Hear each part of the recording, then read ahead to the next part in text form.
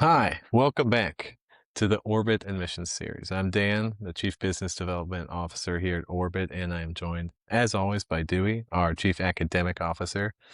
And as we've said before, Orbit is an AI-powered college admissions platform that makes expert-level kind of guidance that used to cost thousands of dollars accessible to everyone at a very reasonable price. Today, we are going to get into activities, extracurriculars, and which ones actually move the needle for students' applications. So, Dewey, how you doing? Doing well, Dan. Good to be back. Happy to talk to the public out here, the world at That's large. Yeah. awesome. Awesome. Great to hear. Great to hear that. Yeah, let's just jump right into it. So I guess a lot of the rigmarole that we hear from our users, it's about got to do this, got to do this. Students are constantly hearing, do more activities. Is that actually the right advice?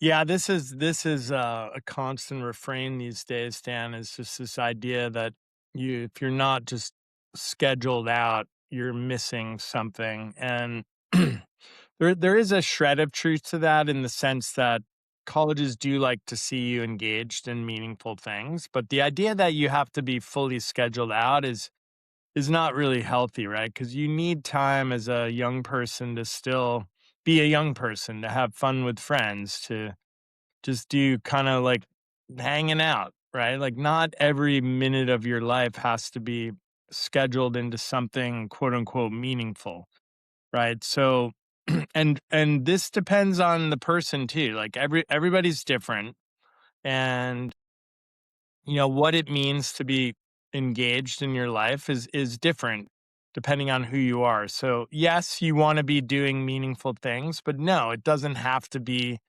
everything that you're doing. Gotcha, gotcha. Yeah, could not agree with that more. Like, allow yourself to be 17, 18 years old, have Absolutely. some fun. Yeah, like there's only one time you're going to be this age in life, and there's things to do beyond just the quote unquote meaningful activities. Yeah, absolutely. A lot of the thing that gets repeated to us a lot is depth over breadth. What does a genuine spike actually look like on an application? Yeah, the great question. Breadth is the idea that you're involved in lots of different things, and some people are because they can spread themselves out like that, right? Depth is the idea that you're going deep into one or more things. A spike, which you'll hear, is that you're deep in a special way, and not everybody can spike in their activities. So special ways include long-term commitments, include years of or special leadership roles, right? Spike can be accomplishments that are atypical. So not just like something local, but something maybe more regional, statewide, national, even international. So spikes are things that are special, and while great to have, it's not within everybody's wheelhouse that they're going to be spiky. Okay, so we'll talk more about what this means later, but this is the distinction between depth, breadth, and spiking. Gotcha, gotcha. I guess like putting yourself in the chair of an admissions officer. How do you read an activities list? Like, what jumps off the page and what usually kind of gets skimmed and kind of put into the bucket? Like, most students gotta throw that in, whatever. Yeah, great question. So, as we know, in a lot of the applications out there, common app I'll use as the example, there is an activity section, and schools that look at this are tend to be the schools that are more selective.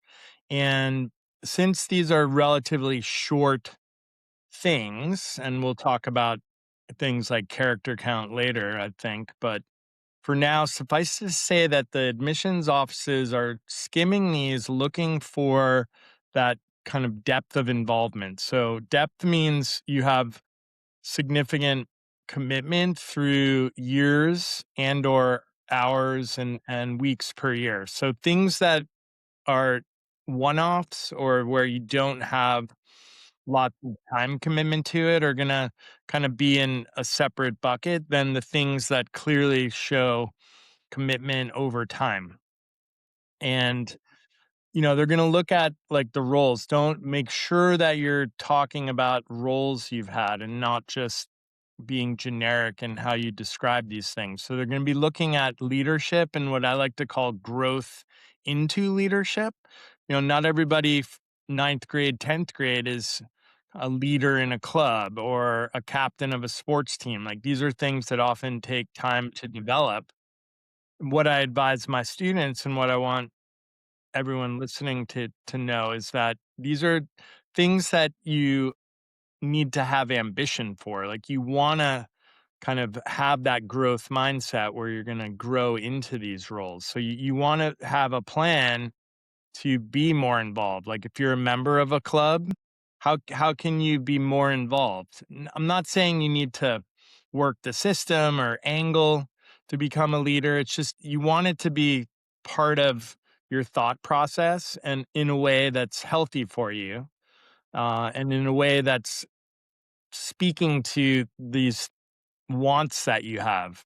So I think the trick here is like what's authentic versus what's not. So the admissions office, back to your question, they're really looking for signs of authenticity, which don't necessarily mean you're a leader, but it means you're doing something that's significant relative to what the activity is. So really making this clear in how you describe the activity. I think we may talk about this later. Gotcha, gotcha, and, I think that's a really great answer and a good perspective. Speaking on leadership and impact, it's really hard. Like, I know, like, I would struggle with it back then, and I probably still would now. It's hard to talk about it. It's hard to talk about yourself and without feeling like you're inflating it, like you're making it seem too like you're tuning your horn too loudly.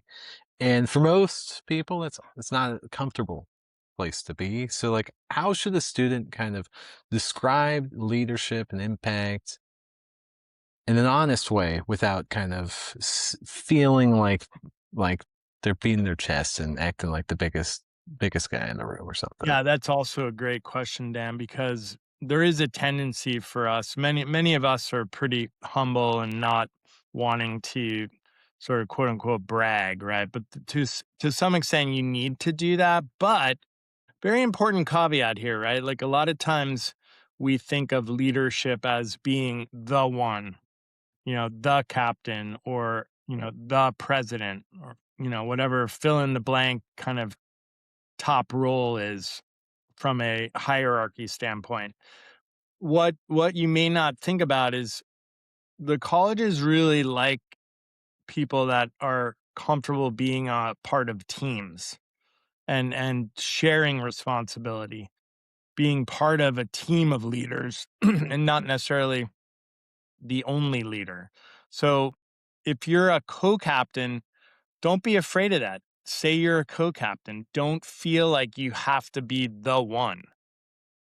So, in other words, be proud of being part of a team. And leadership also isn't just being the one or being kind of part of a leadership team. Sometimes leadership is an unspoken and untitled thing. I'm out here in California, and the University of California has a essay prompt about leadership, and it encourages students to talk about ways there are leaders in a way that's not titled. So, the challenge with your activities is, if let's say you're not a leader of the club, right? Well, what ways can you have impact still? So leadership is sort of a mindset as much as it is a title. So you want to think kind of broadly about this, and to both really share your roles with the colleges, but also feel confident in the roles you are sharing, doing, and not feeling like you have to be the one. Gotcha. Yeah, it's tough, right? Because I feel like we always live in these structures that are kind of pyramidic in nature. So we kind of look to the top and kind of forget about the very many layers that support that. I guess like one thing that has been harped on by some of our users is like the actual descriptions of your activities in these applications. You don't get very much space. You're limited character wise. How should a student kind of make the most of that limited space?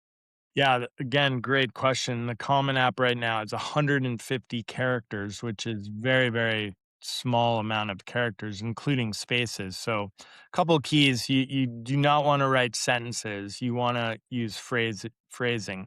You want to focus on action verbs, nouns, adjectives. So you want to avoid what I'll call the fluff words. So you want to avoid, us and does and don't be afraid to use abbreviations, okay? And if you use an abbreviation, you don't necessarily need to use a period. Activities descriptions are not being read for grammatical accuracy, they're being read for information. So, with that in mind, your goal is to maximize the information you're presenting. So, look at what you've written, do a draft outside of the common application where you can write your ideas down that go over the limit so that you can then work to try to condense them down. This is what I do with my students is I tell them go over the character counts so you can see what you want to share and then pick the most important things, right? There's also in the common application there is an additional information part of the application where you can include extra details that just didn't fit. Now, be very sparing with using additional information. This is not a space to be wordy. Okay. Admissions officers read a lot of applications and don't necessarily spend lots of time on them. So, when you're creating these things, whether it's an activities description or using additional information, to include extra details, just be very concise. Respect their time, which will be limited. And then focusing on the action verbs, specific nouns, adjectives will make them very readable and make them more active and engaging. Sure, sure. Yeah, that is really great advice. Yeah, because it's tough. Kind of, it's the opposite of what you kind of are taught is just condense, condense, condense, lose kind of your language skills. Don't make it well written almost. Like it's a Hmm. strange spot to be in for a student Yeah, it's after not what. years of being taught the other way. Yes. I guess shifting gears a bit, what do you make of these? Because I know a lot of them have spread it out in the last decade or two of these paid programs or like pay to play summer activities. How much do they help? Do they actually help? What do you kind of feel about those? You'll hear this a lot, the phrase pay to play, which refers to a program that isn't necessarily very selective to get into and, for quite frankly, costs money. And I like to distinguish between something that's truly like playing, like say an adventure travel trip, versus something that's enriching. And adventure travel in general is not enriching. It's more when we talk about enriching for the college admissions process, we're talking about something that's building your skills set in some way, typically academically, but it can also be personally. And to be frank, like doing things like travel or like a summer kind of fun camp, that's building your character for sure. So when I'm advising students, I always like the lens to be focused on what do you want to do? Right? And if it's something really meaningful to you that costs money and isn't necessarily hard to get into, great. Like this is something that you're excited about. It's something that's going to give you a new experience or take your current experience and grow onto it, right? So kind of it comes back to a question of like what do colleges want to see? And they wanna see you doing that. They wanna see you taking advantage of opportunities available to yourself that are gonna grow you as a person. So, yes, there are programs out there that are free, and those obviously fabulous. And when you can do stuff like that, I love it, right? But, few things in life that are meaningful are free, as I like to remind people. So, to me, it's a little bit disappointing to lump stuff under this pay to play category because I feel like it limits opportunities for students. Now that said, you do want to watch out for kind of things that overpromise. So definitely do your due diligence, just like if you're building a college list, to look at like the program and see if it's fitting what you want out of an experience. So, but by all means, like, do something that seems like it's really going to be valuable for yourself, whether or not it costs money or not. Gotcha, gotcha. And I one think last that's comment, actually, Dan. yeah, A lot of these programs that charge a fee also offer, free and reduced um, tuition for students that qualify. So don't be afraid of something if you don't think you can afford it. Like look into their financial aid opportunities because just like colleges offer financial aid, a lot of these summer programs also have aid for families that need help affording it. sure, sure, yeah, absolutely. That's a really good thing to get out there, because it's intimidating as a younger student and seeing these pay-to-pay programs when you know you might not necessarily be able to afford them.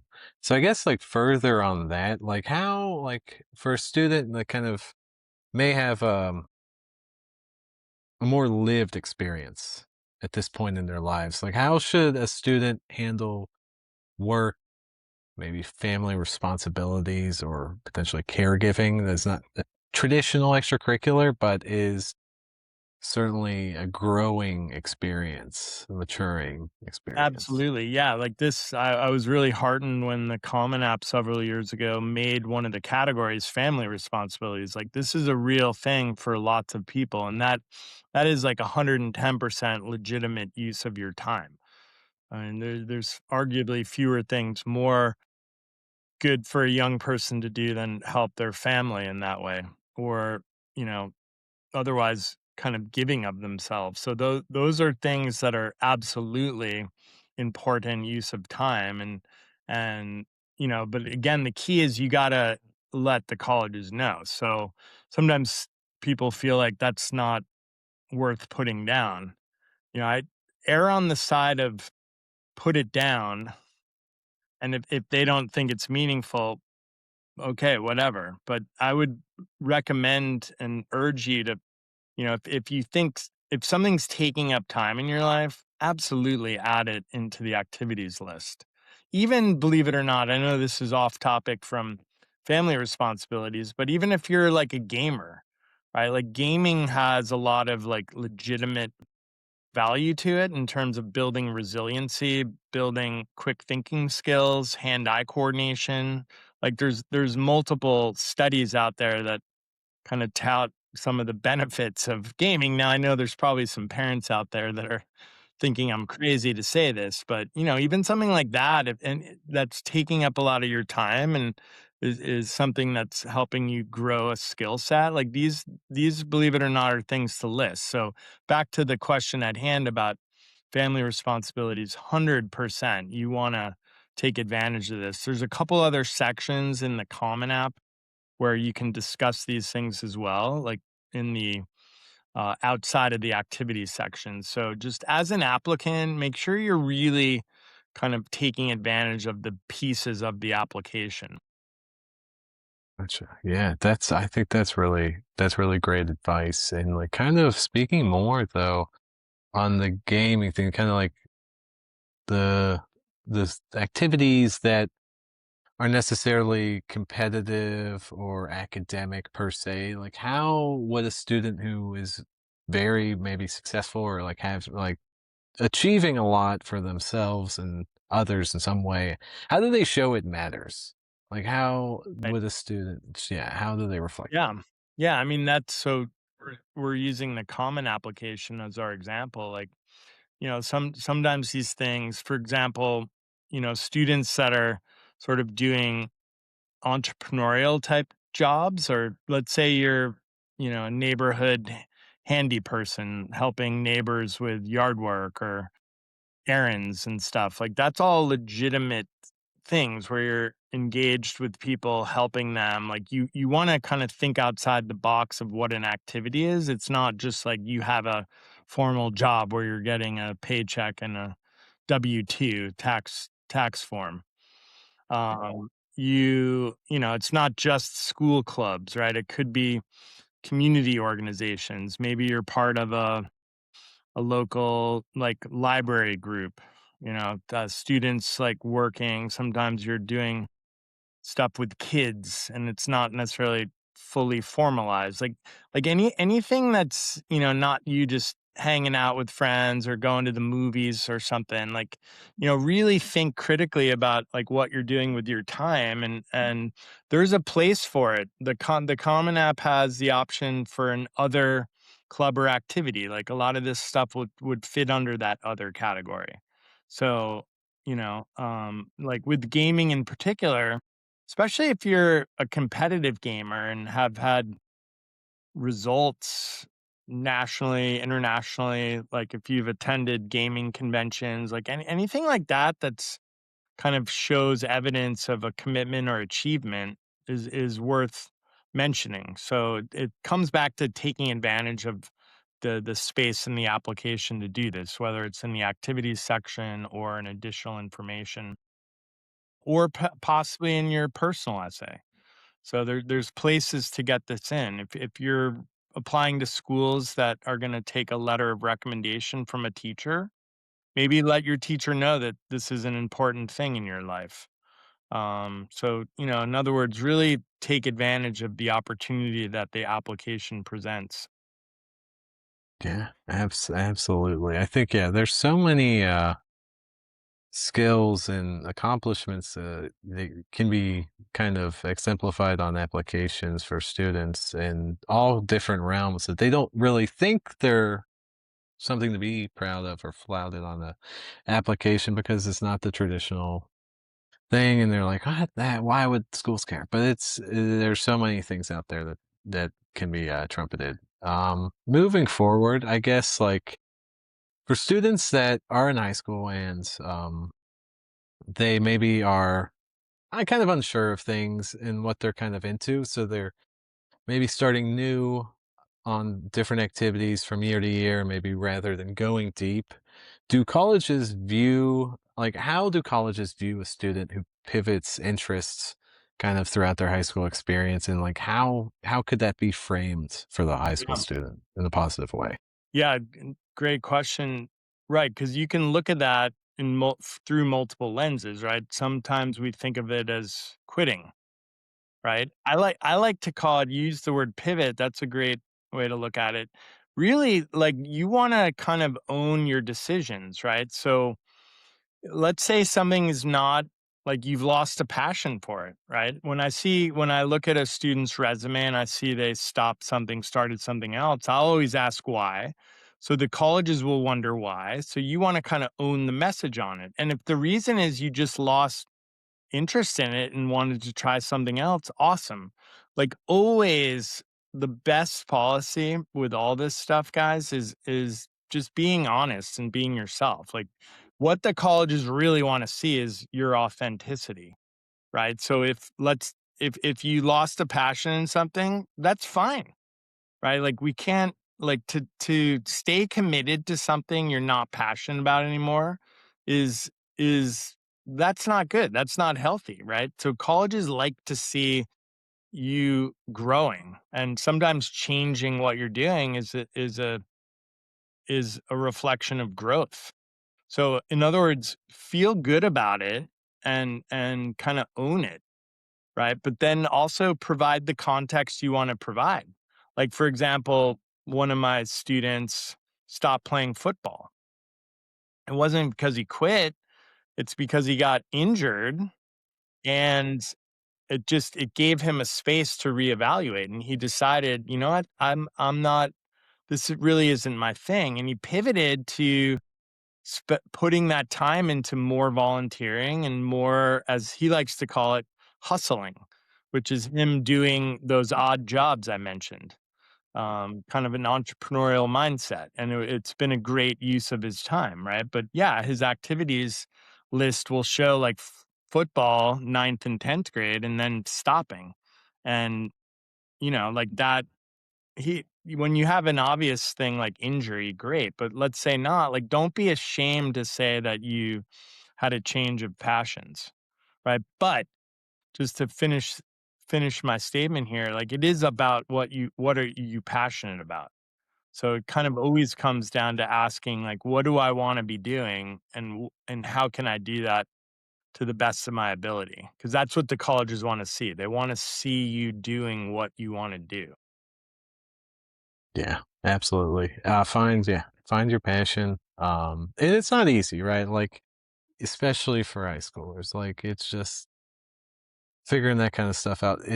Everyone has a different timeline. So, and even if you're in high school and you're like, don't have a passion, well, it's okay. Try different things and you will find it eventually. Yeah. I guess Well, only last few questions. I guess like more of a broader scope. Like, how much do summers actually matter? And like, what does a genuinely well spent summer look like? great. Yeah, and this will depend too, Dan, on who you are, but kind of piggybacking off what I just said in terms of doing what you feel passionate about. Like summer is really an exciting time because it's a break from the grind of the academic year, and it's definitely a time when you want to be recharging your battery to some extent, and that means different things for different people. Like some people literally need to unplug for much of the summer, maybe do a little bit of enrichment. Like summer's a great time to pursue a hobby more, to pursue interests in ways that aren't as structured as during the school year. For example, there's a lot of short, kind of publicly available sort of enrichment type courses online, that you can do almost kind of for fun, right? There, maybe you want to pick up a new hobby, or you want to, watch some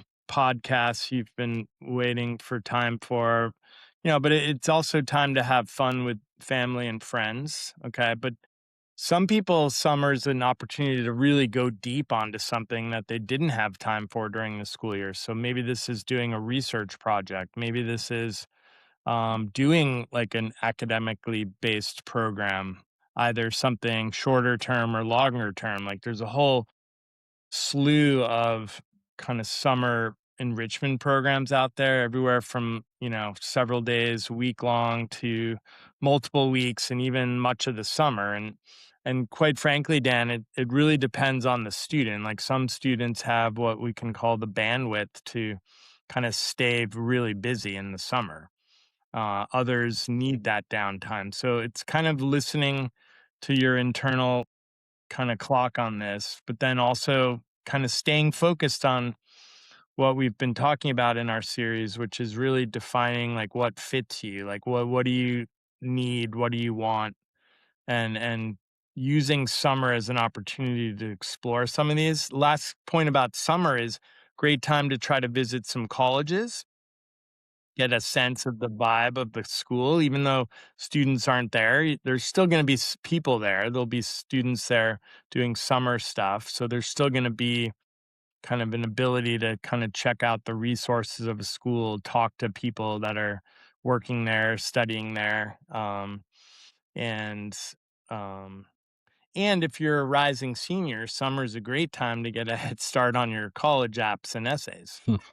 Absolutely, absolutely. And I guess that's a perfect segue to look at things kind of through an orbit lens. How can our tools like Solvi and our application planner help a student build and track something real over time through the kind of admissions Yeah, great question. timeline? With Solvi, which is our AI powered counselor, is really smart. It's built to be really smart. So for example, you can upload your resume into Solvi and it can kind of pre-populate an activity list for you, right? It can build it into your profile in terms of in the matcher, we're going to be giving a estimate of admissions chances, and it will incorporate things like your resume into that, right? It's also going to be able to recommend, like, as a agent counselor, you can ask it questions like, I have